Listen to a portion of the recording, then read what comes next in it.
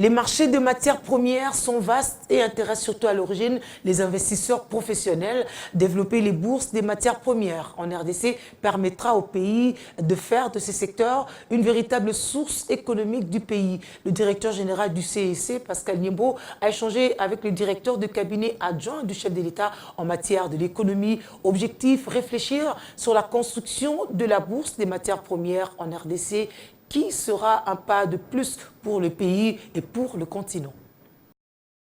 Des intelligences autour d'une table pour réfléchir sur la construction de la bourse de matières premières en RDC. Le DG du CEC et coordonnateur de la CNLFM, Maître Pascal Niembo Mouyumba, a eu une séance de travail à laquelle le directeur de cabinet adjoint du chef de l'État en matière économique a pris part. Puis, accompagné de Maître Pascal Niembo, le DIRCABA de Félix Tshisekedi a visité le siège du CEC. Guilain Niembo Mwindia a palpé du doigt les réalisations de cette entreprise en ce qui concerne la traçabilité de matières premières ainsi que la facilité accordée aux opérateurs économiques dans ce domaine.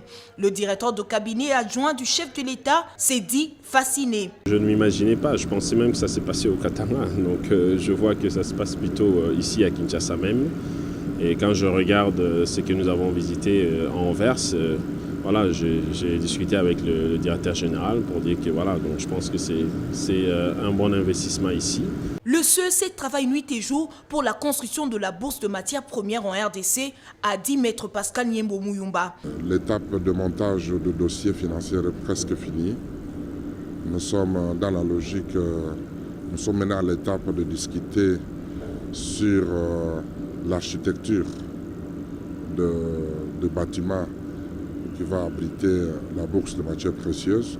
La bourse de matières premières apportera plusieurs avantages à l'État congolais, notamment la traçabilité de pierres précieuses et semi-précieuses, conformément au processus de Kimberley. La possibilité de l'État congolais de fixer lui-même la valeur de ces minéraux à l'intérieur du pays.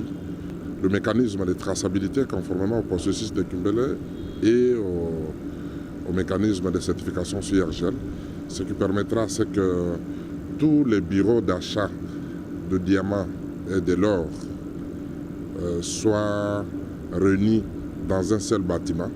Le rendez-vous est donc pris pour la fin de cette année en ce qui concerne la bourse de matières premières.